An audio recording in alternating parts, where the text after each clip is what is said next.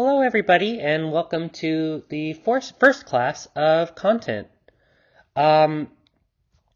Today, we're going to focus on this idea of native space that came out of the readings. And in this first lecture, one of the things I really like to do is build some foundational ideas and introduce what Indigenous studies is and why it matters, as well as kind of start thinking through some of these aspects of local histories that teach us how these larger abstract concepts and ideas that we learn in class, how those impact people's lives right here in this place on the ground.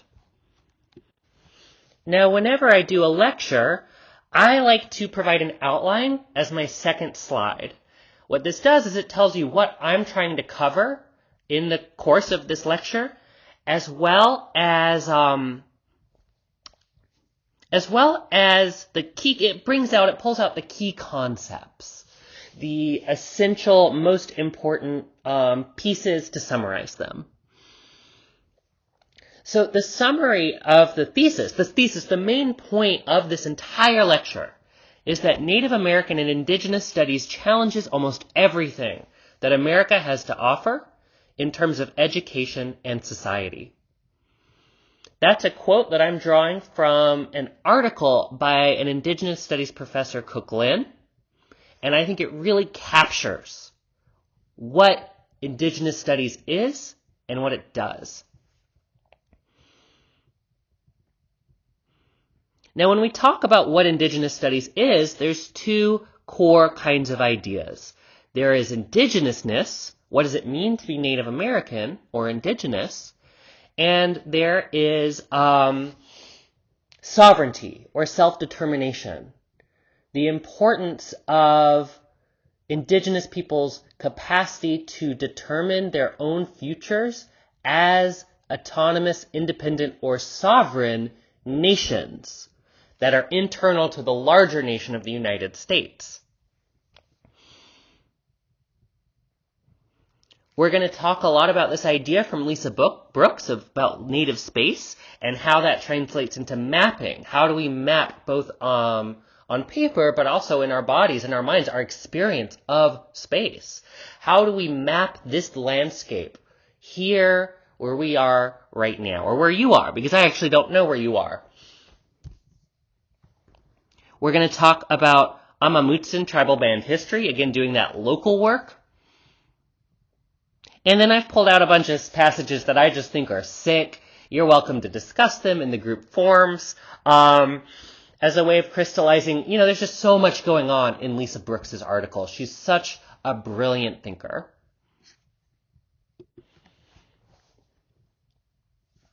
Now, before I get into all of that material, I have a couple exercises I want to do that I think are really useful. The first one is I would ask students to raise their hands. You can just do this individually on your own, right? How many people have heard that there were genocides against Native American peoples? When I do this class in person, everyone raises their hands, right? Everybody knows this. Everybody knows that there was a genocide. Now, what do you know about that genocide? What do you know about that history? Now, when I've taught this class and take a moment, pause the recording if you need to, and just think, write down on a scrap piece of paper, what do you know about that genocide? Now, when I have offered this course, when I've done this course in the past, I used to teach on the East Coast, right? In Massachusetts, Georgia, South Carolina, Virginia. And when I do this exercise on the East Coast, I actually am getting different answers than when I've done this at Cabrillo College with students in person. Because on the East Coast, what I find every single time, and I've been doing this for about 10 years now almost, is that students know next to nothing about the genocide. And I always then ask them to reflect, what does that mean? That we all know that there was a genocide, however, we don't know anything about that history. What does that tell you? And I think that's worth thinking about for y'all as well. Now, I will say that what seems to be different in California is that there has been a major push in recent years to teach students in high school and younger about the history of colonization and indigenous peoples. This has been a deliberate push in the school systems to correct those past wrongs that we still see on the East Coast. However, in practice, what I have learned is that it is often quite complicated and messy. Yes, students learn about the history of colonization and the violence and the genocide of what happened. They learn a lot of that material. But they don't necessarily do so in a way that prioritizes actual Native American people's perspectives. And in particular, Native American students often find, or often express to me, that even while they were learning that material in school, their teachers were not open to hearing when they would share, for example, traditional knowledge shared with them from their family members or perspectives from that community, because that was considered outside the content of the lesson plan. And so even though there's this funny contradiction in California that I'm starting to notice, right? Even though there's this effort to understand that history of genocide, of colonization, and correct past wrongs in our schooling system, that is not actually translating into better outcomes all the time for indigenous students, or at least it's not translating into space for indigenous perspectives and ways of knowing. Instead, what we end up with is what I deduce. Again, this is a deduction from my part. I'm certainly not an expert on California curriculum and its impact on indigenous students. Is that, but what I'm starting to notice as a social scientist is that indigenous peoples in this area continue to feel silenced, and that push to correct historical wrongs and to cover this material continues to center a settler perspective. Settler meaning non-native in this context. We'll get into that a little more in the upcoming classes.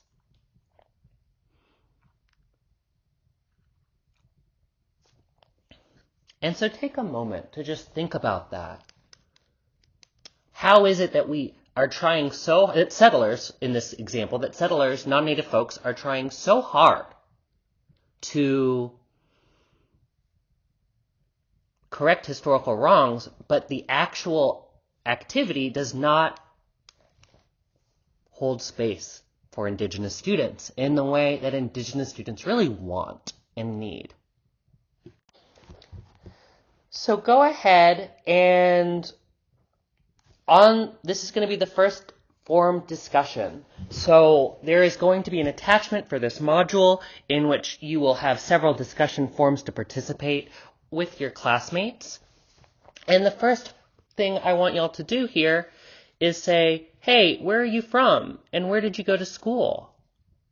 What did you learn about colonization and the genocide against indigenous peoples in that school, right? So the idea with these first two parts is you're telling each other what you learned about this history, but you're also contextualizing that, because you're going to find that different people in different places learn different things, and tell your peers, what kind of school did you go to, right? Like, how does that impact the curriculum? Give them that additional context so we can start mapping, in these places students are learning this material, it's done this way over here, and over there it's done this other way. For example, I'll give you a very different perspective from Georgia, where I went to high school. In Georgia, the total amount of the history of this material that I learned was that indigenous peoples, it comes from the first chapter of my American history textbook. It was like maybe the first quarter of the first chapter talked about indigenous peoples. And then indigenous peoples never came up the rest of the year, right? It creates this impression almost like Native American folks sort of disappear and are unimportant in indigenous history after that initial moment. And, ultimately the idea was that indigenous folks adopted one of 4 models. I don't remember all 4 of the models of responses to settler colonialism. And they had different historical figures that kind of represented that response. So one was avoiding, right, moving further west to areas that were not controlled by settler colonies, just moving away. Now, this is different than the Trail of Tears, which was a death march, and also part of larger U.S. policies of what's called Indian removal, which is a series of laws passed. Which was a law passed in 1830, and authorized these death marches, right? But in addition to the death marches, many indigenous peoples choose to move further away just to get the fuck away. Another was militant armed resistance, and another was assimilation. And that was it, right? I've just taught you everything I knew about that history of genocide that I learned in high school, right? That's very little, right? We're going to do a whole class on this material. We're going to do a whole class on just 1700 to 1900. And we're going to have to leave out so much even to accomplish that. Right? So kind of using that as a model, right? Using my example as a model, where did you go to school? What was that context? Oh, I also should have said I went to a private school. My mom was a teacher. I was on scholarship. This was the best, most liberal, lefty education that Georgia had to offer. This was not what public school kids were doing. So, where are you from? Give us that context. What did you learn about colonization and genocide in school? And then, what do you wish you had learned differently? What do you wish had been done differently? And if you feel comfortable if you're an indigenous person and you feel comfortable talking about this, no pressure, because, you don't need to be a representative for your fucking whole people, let alone all Native American peoples ever. But if it's something that you want to talk about, what was that experience like for you? So what is Native American and Indigenous studies anyway? Now, this is something, Indigenous studies has many names. Critical Indigenous studies, Native American and Indigenous studies, American Indian studies, different institutions, different colleges call it different things. But what it shares is it is an interdisciplinary field of study. Meaning, right, just like you take classes in English, in social sciences, like political science, sociology, biology, etc., Native American and Indigenous studies, it draws from all different fields. It's it's interdisciplinary, right? Moving between disciplines. Because the idea is that we have a shared set of issues, right? Which is understanding indigenous peoples and settler colonialism. And that all of those different fields of study can play a role, we can draw on them to help us understand this problem better. So indigenous studies, I like to think of it as a problem-focused discipline. It's trying to understand the problem of settler colonialism and indigenous self-determination and sovereignty, or liberation, however you want to frame it. As opposed to the other fields of study, right, which come out of a very different historical context, right? Most other fields of studies came out in the 1900s, right? And essentially they reflect the belief system of the people who organized the institutions, which at that point in time, right, to be a college professor, you generally had to have a lot of money, which meant you were probably landed, because this was before, for example, the U.S. created bills like the GI Bill, which allowed veterans to take college classes, and suddenly colleges became open to working class peoples. This is way before that. So you have to be landed and have money. Overwhelmingly, we're talking about men. Of course, there were women and non-binary, what we would today refer to as non-binary people, but who were professors and academics, but they were far less numerous. And they're overwhelmingly white. Again, there are many important academics in this early period around the turn of the 1900s who are people of color and indigenous people, but predominantly, overwhelmingly, we're looking at white settler men, wealthy men. And so the way they organized their institution was the way that just made sense to them based on that cultural perspective. Hey, let's divide the world up into a bunch of different categories. And maybe if we divide up the world into all those categories and put it all together, we'll be able to understand everything. So you go study chemistry, you go study physics, you go study biology, you go study society, you go study literature, you go study theater. And let's come back and put it together. And then we'll know everything.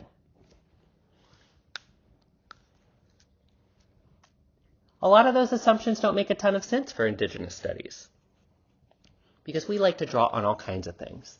And some of the really interesting work coming out of the field right now, in my opinion, is actually coming out of indigenous natural scientists, like biologists and botanists, who are asking, how do we do this work in a way that proceeds from indigenous knowledge and indigenous understandings of our relationships with the non-human world, animals, plants, insects, etc., rivers, the sky, right? All kinds of things.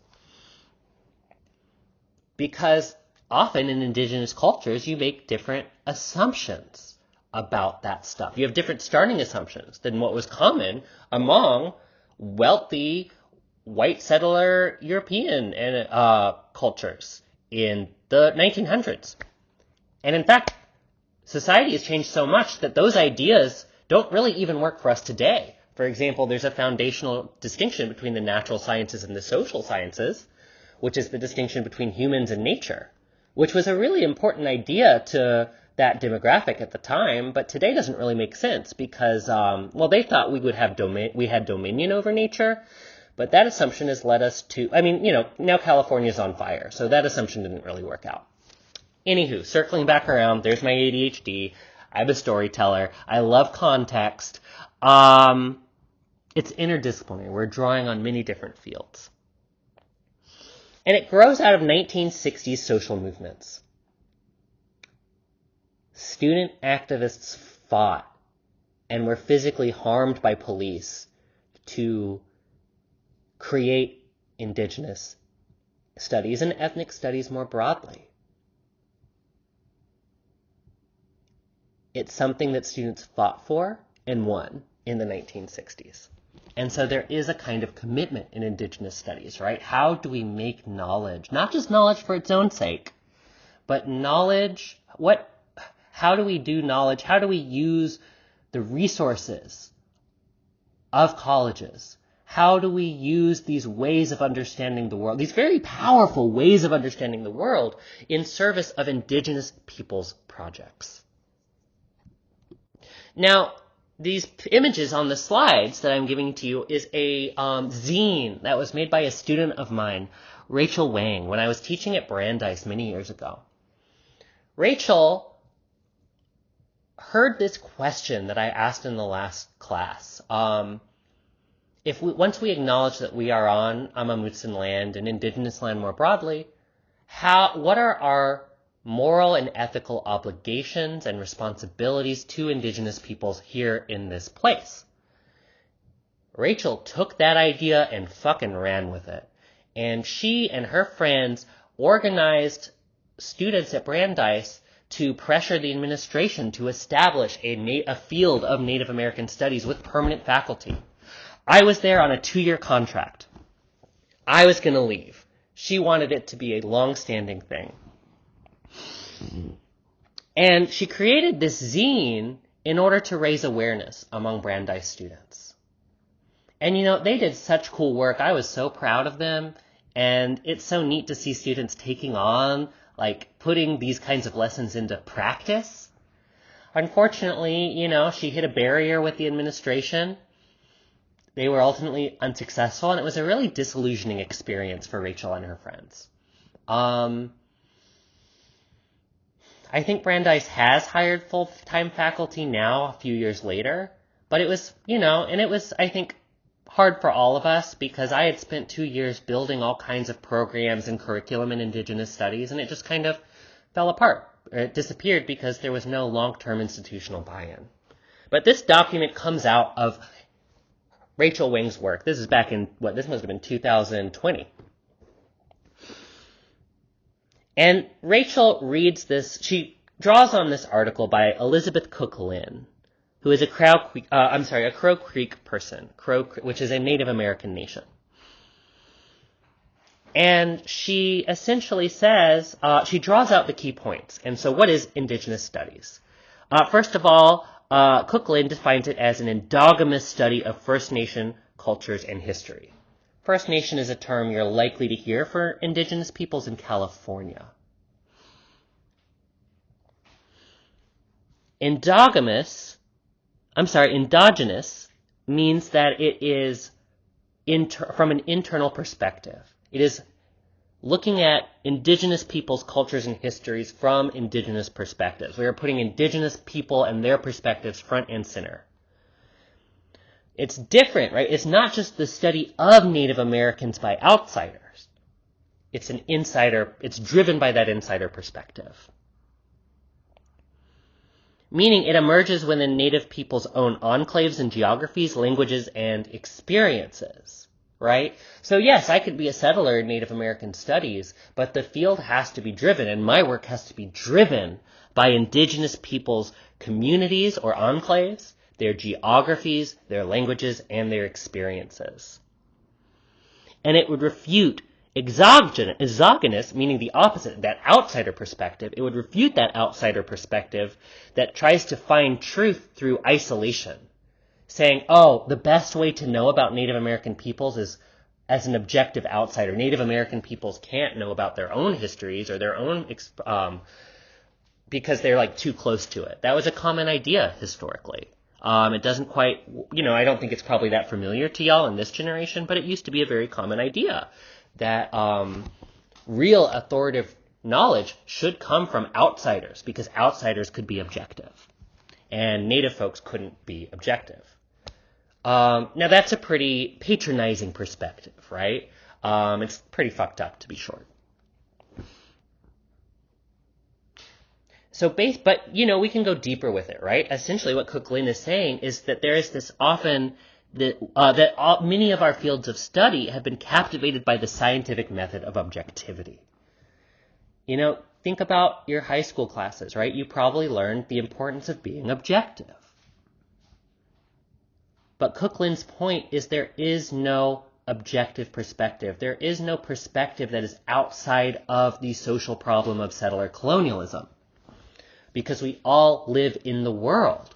All of our thoughts, our ability to think about the world can only happen because we are living in it. And so instead of trying to find a position without a perspective, instead we can think about what is your perspective? What is my perspective? How do we make how do we talk between these perspectives? So instead of trying to eliminate your bias or eliminate your perspective for the sake of this idea of objectivity, she's saying that's not realistic. That's not possible. Because what that does is it just makes it so that people think they're being objective, but they're just reproducing Eurocentric cultural assumptions and settler colonial assumptions. So instead we need to think about the perspectives we're taking more critically and draw in many different perspectives. Again, there's over 500 federally recognized tribes in the United States alone. That's a lot of perspectives to draw in, right? Now, this gives us two core concepts in Indigenous studies. These are the organizing concepts of the field.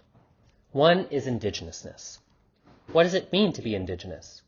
Other words you might hear, Native American, American Indian. In Canada, they more often say First Nation. In Australia, the word is often Aboriginal, but that's falling out of fashion. I see Indigenous far more commonly in Australia. But what does that mean, right? What is that experience like? The other one is sovereignty, or I can translate that as self-determination. Sovereignty is the organizing principle of Indigenous people's social movements and Indigenous studies today. What that means, it refers to a history. in which Native American peoples interacted with European colonial powers on a nation-to-nation level. Just like England and France interacted with each other on a nation-to-nation level, Native American peoples interacted with each other on a nation-to-nation level, and they interacted with European colonists on a nation-to-nation level. One outcome of this is treaties, legal agreements made between different nations. That's why in indigenous social movements, what you hear over and over and over again, and you will hear this whenever any indigenous person gives a talk, almost every single time they will say this: honor the treaties. That's evoking that nation-to-nation level, or nation-to-nation relationship. Now, this is super important because it's very different than the way we think about, for example, race and inclusion in the United States. Look at the history of civil rights. Civil rights was essentially organized around the message of, hey, all people, regardless of race, should have the same legal rights as citizens of the country. We need to be included as equal citizens. But indigenous sovereignty isn't about inclusion as equal citizens. It's about having the ability to self-determine, to have your own governments that you can use to determine your own futures and your own lives. And to do so in a way that honors that history of nation-to-nation treaty making.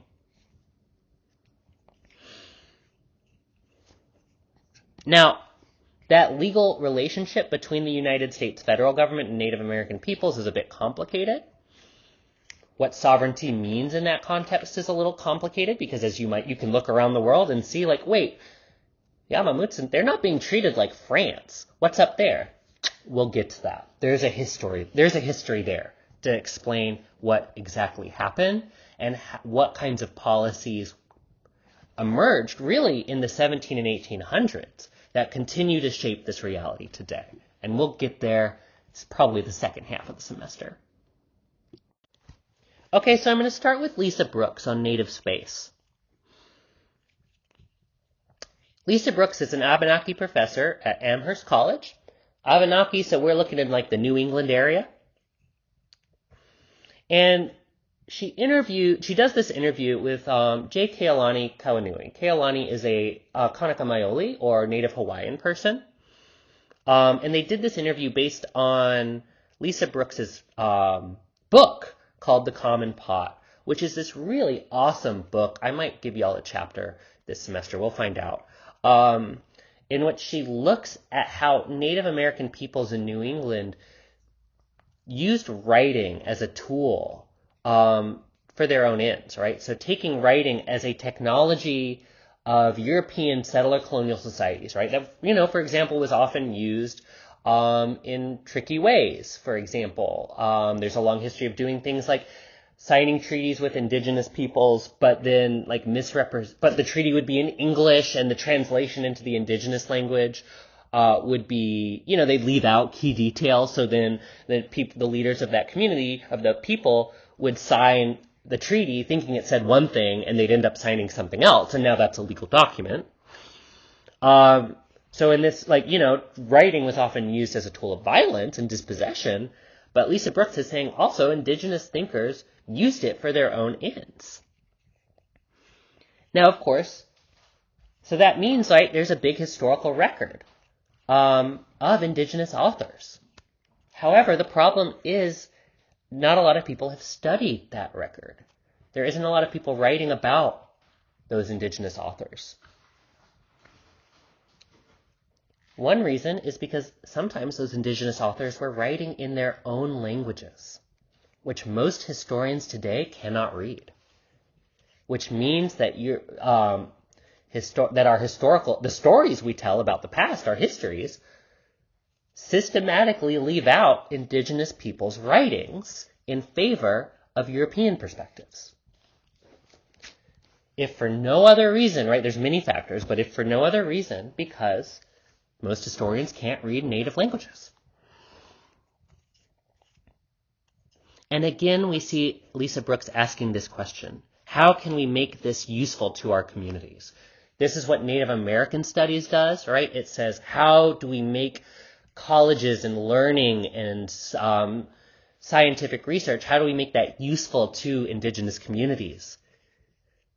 Lisa Brooks says, hey, indigenous thinkers in the 1900s were asking the exact same question. And she tells you this really lovely story about her experience going to grad school, right? And finding out, hey, all of these stories, all of these perspectives that she knew about, right? That her family had taught, she learned from her family, right? About this history of indigenous philosophy. She found that when she got to university or college, that information just didn't seem to be there, right? And the way that her family had always told the story that she was familiar with, just wasn't there. She says, when I was learning the history of New England, our struggles were the main story, right? It was shocking to me that none of it was there. She also has this lovely little side note, this mention from her dad, right? Who says the reason why American history starts with the Pilgrim and then immediately skips over to the Revolution is because in those 150 years in between, Native American peoples had the upper hand. Europeans did not have a solid grasp on power. They were not the only or primary power there. Indigenous peoples, indigenous nations were the primary power on the North American continent for most of this history. And Europeans often had to do their diplomacy, their interactions with native nations, on native people's cultural terms. In fact, fast forwarding to the Muskogee Civil War, which is a historical event in 1811, 1812, through 1814, depending on who you're talking to. Muskogee is a Native American people indigenous to what later became Georgia and Alabama and northern Florida.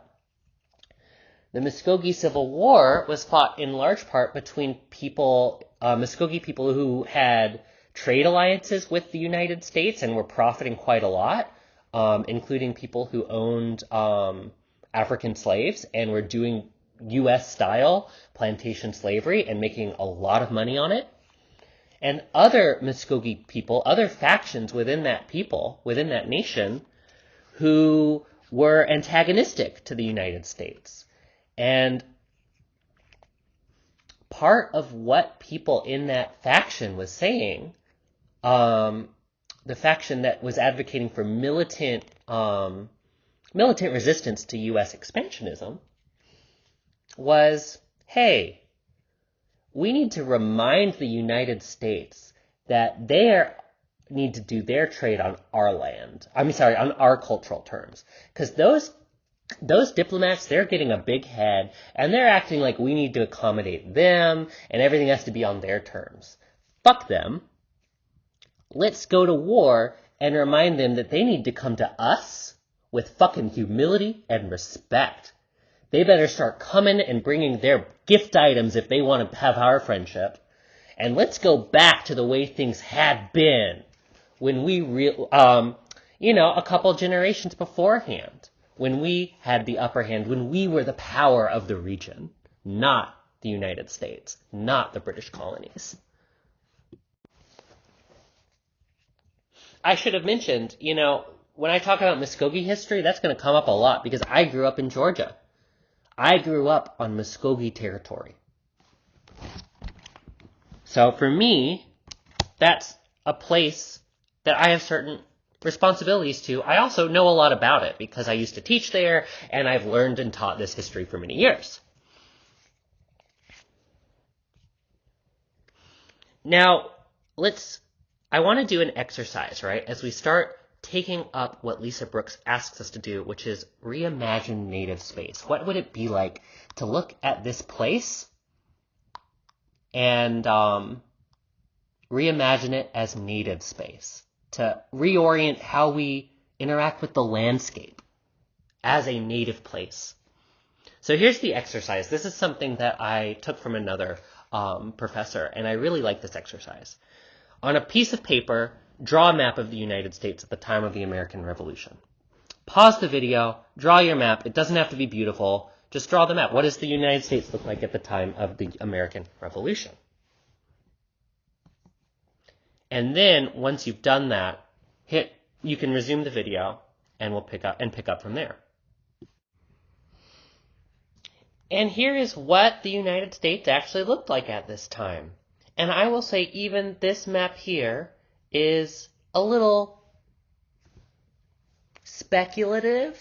I'll explain that in a minute. But the first thing that, of course, I don't know what you drew, but with most students, they tend to draw the United States the way it looks now, right? Because we have this assumption built into us from the way we were raised that the United States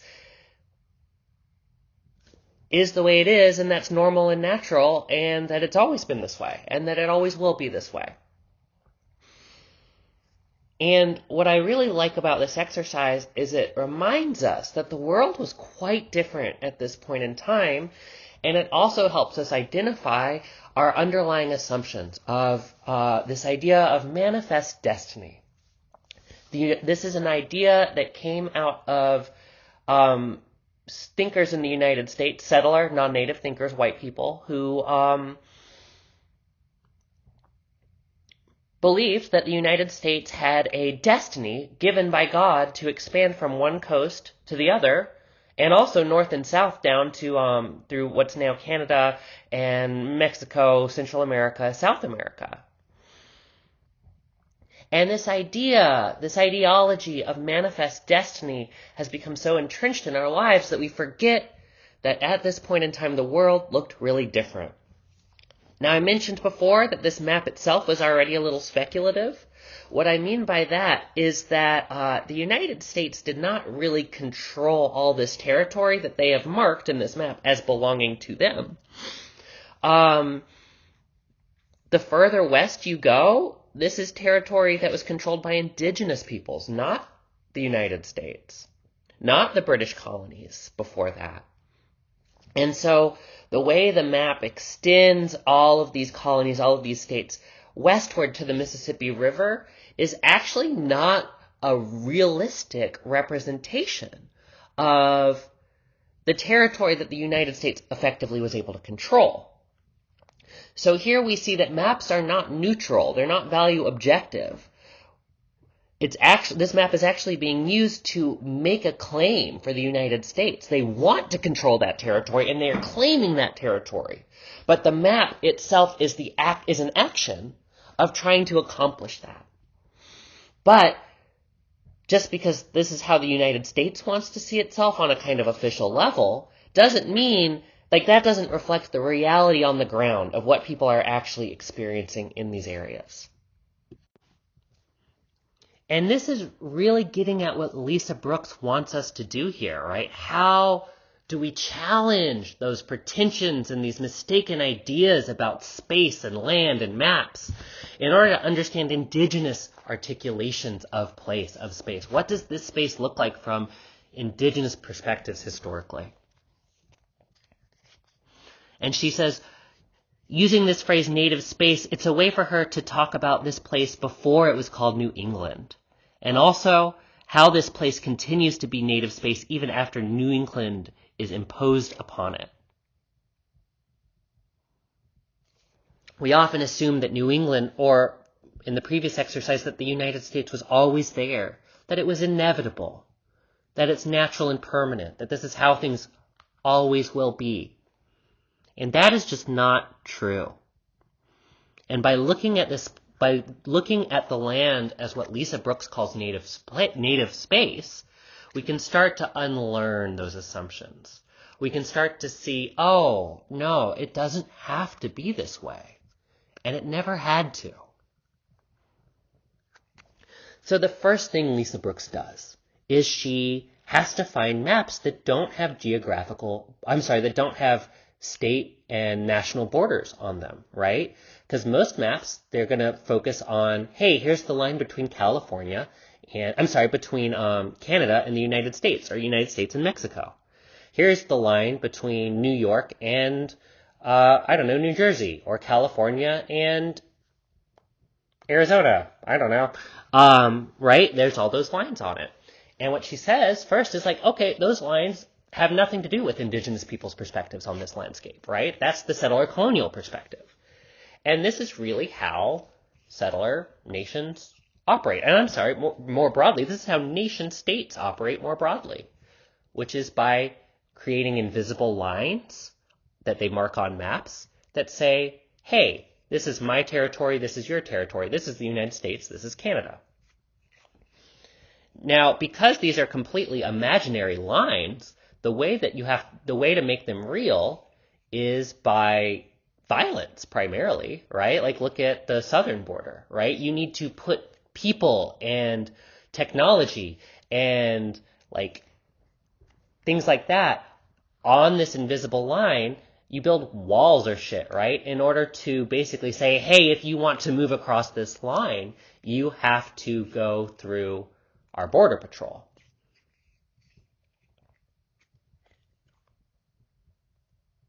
Now, this is really complicated for a lot of indigenous peoples because a lot of these borders were put right over their land and they separated people from their own families. Near the southern border, for example, you have the O'Odham Nation. The border between the U.S. and Mexico was put right between that community. So now, sometimes people have to cross this international border to even just get to their farmlands from their village. Same thing with the U.S. and Canada. Native peoples were always moving across these spaces. And so first, Lisa Brooks has to find maps that don't have those state and national lines on them. And then she starts putting different indigenous peoples on the map. But unlike those maps that emphasized borders, her maps don't. They're just names that kind of float over various areas. Because there weren't formed boundaries. There weren't solid, stable lines in the sand. That's not how indigenous nationhood really worked. The way indigenous nationhood worked was more about things like, hey, who's in your family? Who are you related to? What lands are you using to feed yourself or to hunt or to visit important spiritual places, sites? What matters in indigenous nationhood is not the border that separates one nation from another. It's not the line that separates nations. It's the lines that connects me to you. It's the line you travel to get from your people to another people. It's the trade route. It's the river that you take your canoe on. It's the trail that you travel to go to war. It's the path that you take to go marry into someone from another community and to go back to visit your family. In this part of the world, in New England, that would have been men primarily making that path because indigenous societies at this point in time largely, husbands were outsiders. They moved into the wife's community because the wife was really the person who is seen as the mother is the person who gives you your identity from, your sense of your clan identity, your national identity. We'll keep coming back to that point. Anywho, part of the piece here, right, we can think about this from a legal perspective. What is the significance of those borders between nations and states versus Lisa Brooks's approach to mapping indigenous territory?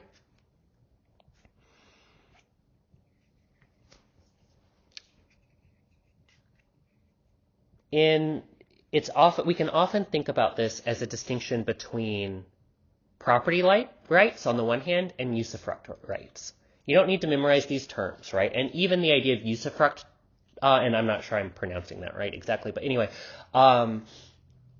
even that concept, right, is still derived from Eurocentric political philosophy, not indigenous philosophy, but a lot of indigenous scholars use it because it does a good job of translating indigenous understandings of land and property into a European legal language.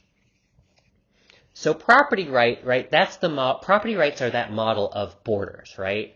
Look at, for example, land. Again, we're looking at the dispossession of territories. So let's say I own land. I have a house on it, and my land extends to the edge of the property border. Now, what does it mean for that land to be private property? What it means is that I have a piece of paper, I have a legal document that says that land belongs to me. And that land is determined by those borders, those boundaries, those imaginary lines that separate me from you. We see this really clearly. Well, I'm sorry, usufruct rights. Let me go to that one first. Usufruct rights are a little different because the idea is that your rights to territory or land come not from a piece of paper, but come from your relationships, your use of that land, what you're actually doing with it. So it's, it might be a hunting territory, as I said before, or a fishing territory, or it might be something else, a sacred site, right? But the idea is that what matters less is that piece of paper of private property and more use rights. You have rights to it because you are using it. That'll come back when we talk about some of the early treaties, because that was a really big piece of how indigenous diplomats saw their work. Now, a really good example of this distinction between these two kinds of rights is going to be rent. In a private property system, you pay rent to your landlord because they own the property. They have the piece of paper that says the property is theirs, not yours, even though you're the one using it. If you were to say, stop paying rent, they would be able to exercise coercive force to force you to. Basically, they'd go to the police. They'd file an eviction. They'd kick you out. And so you have to have this entire legal apparatus of a government to enforce that piece of paper. Whereas if we were to look at use rights, your house belongs to you because you're the one living there. Your landlord isn't using it, so it's not theirs. What claim do they have to it? A piece of fucking paper?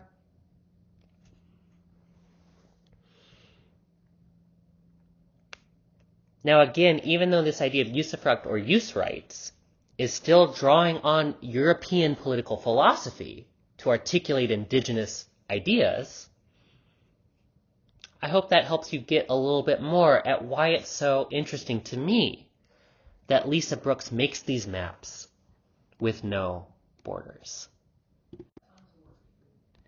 And she points out too, right, like what really matters for Native peoples in this time period are rivers, because rivers are the routes that people travel to get to other peoples. And here in this map over here, she has this really lovely map where she draws out different trade routes, just common routes that people would take for trading. These are, and the thing is, like, there were large systems of roads. There were road systems and paths and trails that connected peoples across North America. Early European colonists wrote about them. It was quite easy to travel around. And many of these trails end up becoming interstates and highway systems. A good example of that is Interstate 10, which was built on a Native American trail, a trading route. And, I've seen pictures where people are standing on these routes, modern pictures, and it's like the earth has been gouged out several feet, and there's a kind of what's the word I'm looking for? The path, as people walked this trail over many generations, over hundreds of years, maybe even thousands of years, the cumulative force of all of those footsteps has worn down and eroded the earth in that trail.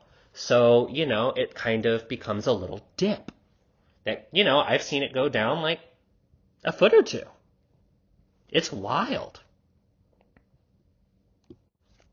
Now, I'm not going to go super deep into this, but she also talks about the United Indian Nations as this kind of political project in which many different nations were trying to basically build an alliance and form their own country that would have been west of the United States.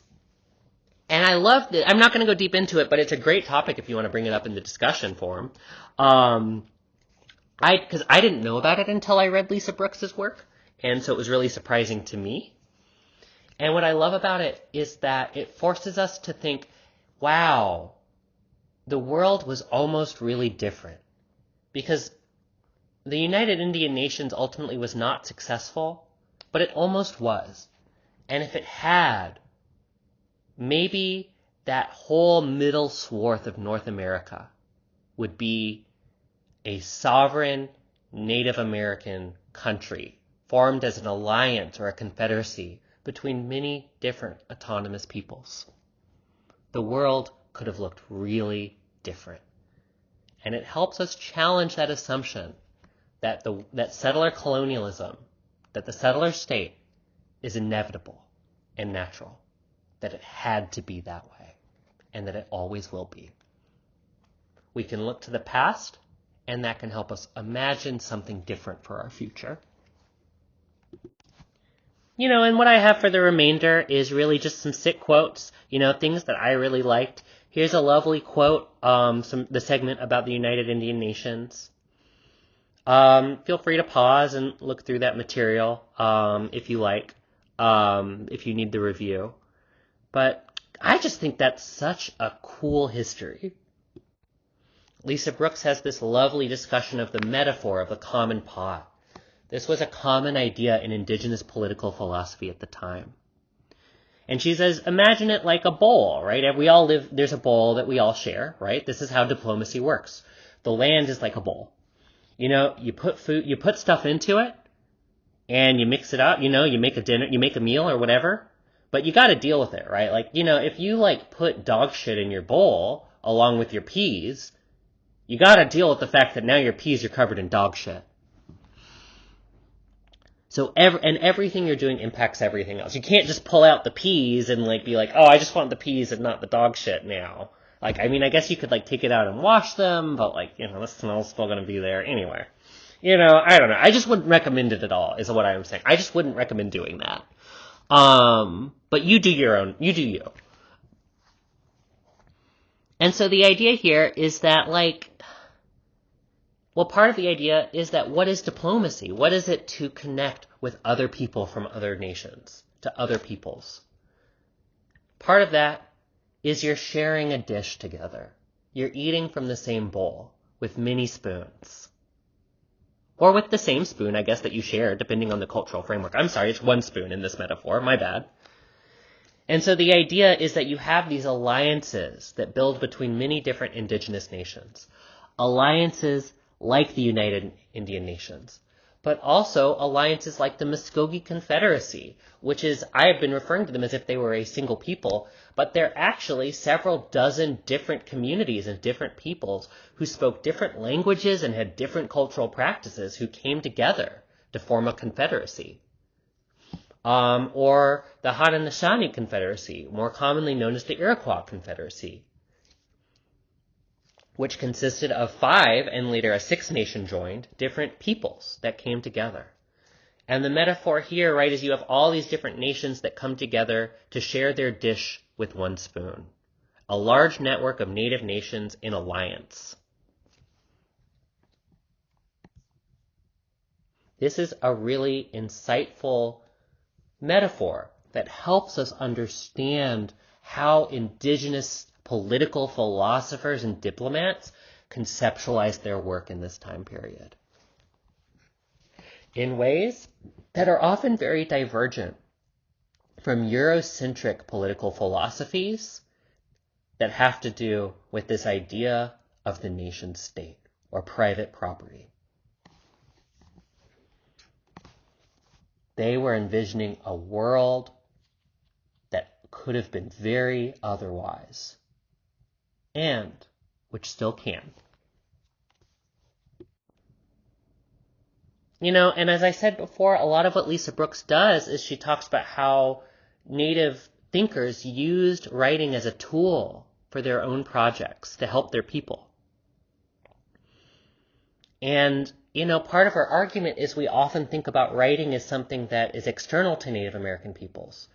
We make the assumptions like, oh, that's European and Native American peoples didn't have it. But that's not really how indigenous peoples work, right? Because, the moment Europeans arrive, indigenous peoples are trading and exchanging technologies, right?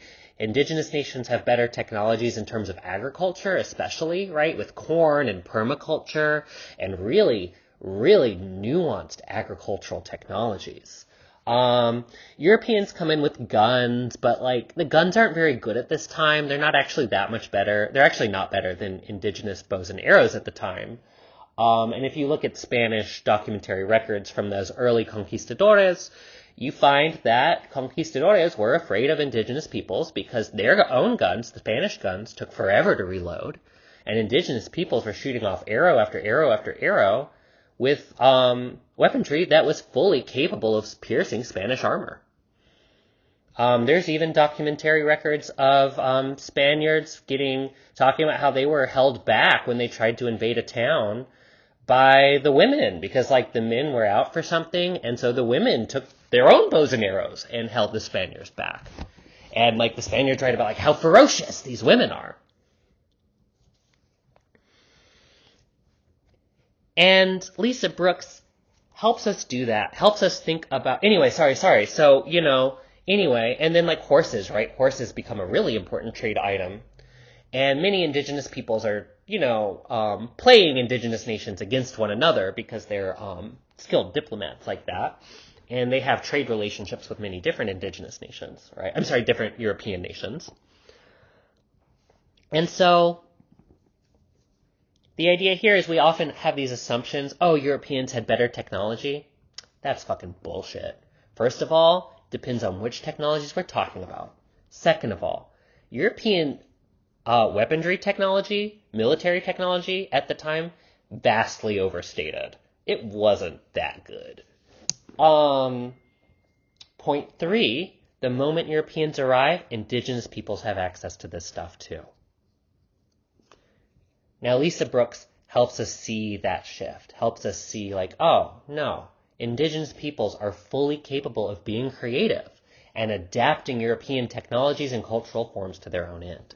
And she says our word for book in the Abenaki language, I'm not going to try to pronounce it because I don't know the sounds in Abenaki, evolved from the words for birch bark writing. This work encompasses all sorts of writing, from letters to maps to what many people would see as an artistic representation. But they are all part of the same thing. They are tools for marking, writing, drawing, and communicating. And they could be tools for remembering as well, for remembering histories and for remembering stories.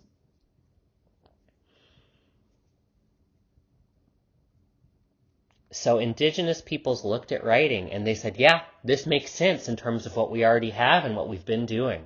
So let's do that as well. A good analogy to that is actually, I learned Muskogee Creek a few years back. Not very well. It's very hard to learn a language because there's so few living speakers now. And I'm very bad at language learning. I'm actually exceptionally bad at it. I'm very smart in many ways. Language is not how I'm smart. The Muskogee word for cell phone is Shinabanahogax, which literally means it's a compound word. And if you were to translate it directly, it means the means by which people use to talk to one another. So indigenous peoples come up with their own words for this kind of shit, right? Because indigenous languages and cultures are flexible and adaptive.